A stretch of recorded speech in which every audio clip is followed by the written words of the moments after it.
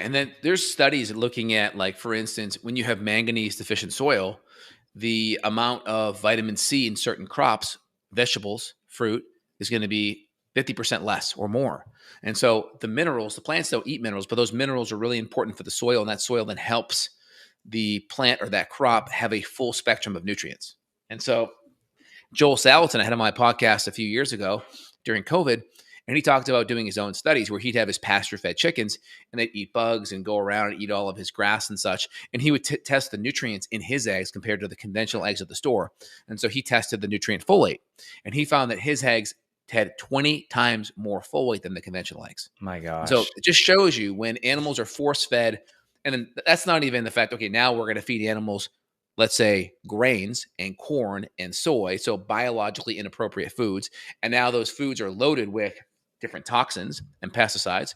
Not to mention, I did a study yesterday or video yesterday on kids with mold issues, talking about mold symptoms. And there was one article talking about congenital issues and brain issues and mood and neurological issues. And it talked about mold in the food being a big deal.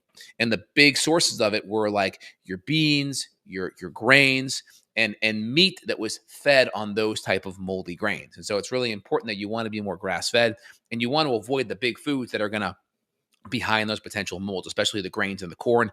And again, those same foods also, they're very high in carbohydrate. They're going to break down the carbs and stuff, and that's going to impact your microbiome and then also feed a lot of these dysbiotic bacteria or the colonized mold and candida in your gut too, that will also create more brain issues too. Yeah, well said. Yeah, the mycotoxins are heat stable, so I'm not aware that cooking is going to really help you. So that's why you want to make sure the quality of stuff going in is going to be the best. And we can pull this stuff out. So we can pull out toxins, we can replenish nutrients, but you just have to be aware. We're just trying to paint the picture for you to understand where we've come in just the last 100 years. And as you alluded to here, 90 years ago, the alarm bell was already sounding, but I'm not seeing any articles in mainstream news about nutrient deficiencies. But yet, when you look around, I don't know if you ever saw this. This went viral maybe 6 months ago. It was a video of someone at Disney World, and they're filming all these people with cast on. And it's like some funky, like clown music. And Mhm. it shows this guy with a knee brace and this lady with an ankle brace and this guy with an arm brace. Like basically everyone is just falling apart. Now we know some of that modern day is tied into Ozempic because we know that Ozempic is reducing bone density. Just Google osteoporosis or bone density Right. Ozempic. We know that these GLP-1 drugs, the semaglutide and all that is terrible for your bone health. We know that. But I also suspect in addition to that, you have these people that are overweight as well, and they have pre-existing nutrient deficiencies. So it's a combination of these drugs. It's the nutrient deficiencies they're coming into this thing with, and all of a sudden everybody's a cripple.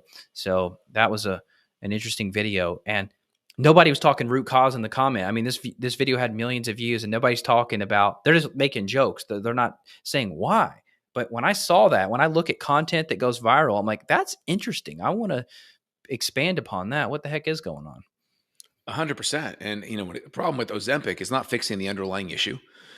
People still need to eat more protein. There's all kinds of studies out linking, like you mentioned, your bones are half protein. So if we are osteopenic, or sarcopenic, where we're getting low and weaker muscle, well, that also impacts our bones.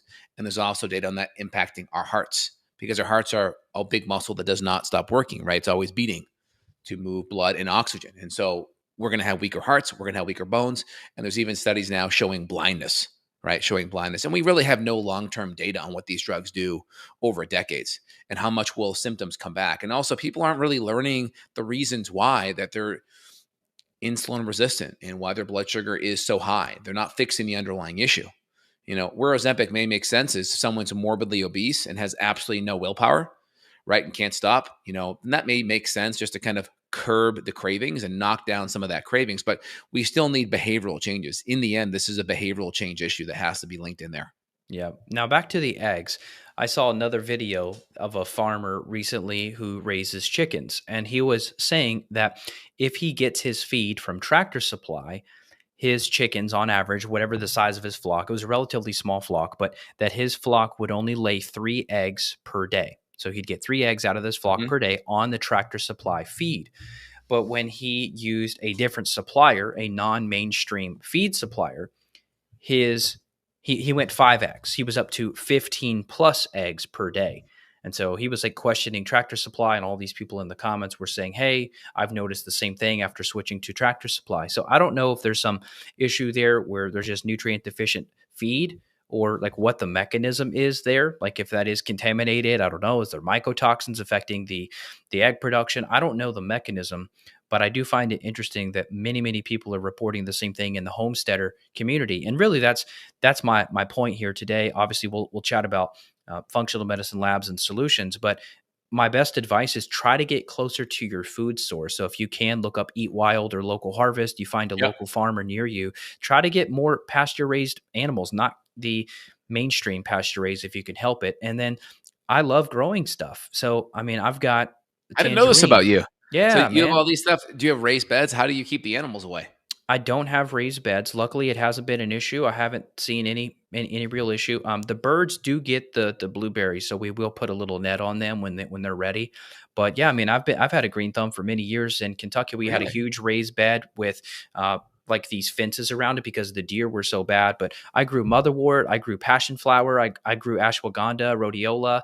See, I think So it'd almost be worth getting like a greenhouse because that yeah, way you totally can keep all the animals and stuff out, and then it also gets a little bit more moist under there, right? Doesn't get yeah, overly dry. yeah. I should have some room for a greenhouse, so that might Yeah, be you could worth you it. could do a greenhouse. That'd be totally worth it. Yeah, I've seen so a I've couple got on Amazon tangerine or eBay. and I've got a kumquat tree, which, oh my God, I don't know what's in it compared to regular citrus, but man, my lips tingle like crazy. You talk about like a Really? histamine. Yeah, that kumquat is tart, man.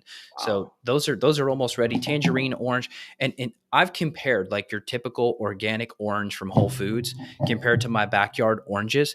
It is not even comparable. The flavor, the juiciness level, just the overall mouthfeel of a homegrown orange. It's incredible. And I do mushroom Yeah. compost on the soil maybe once a year. It's incredible. And you feel, I mean, this sounds silly to some people, but you almost feel euphoric from a homegrown orange. Part of it's the fun. You've watched it grow for months and Yeah. months before you're ready, right? Some of it's the Yeah. anticipation of That's it, but cool.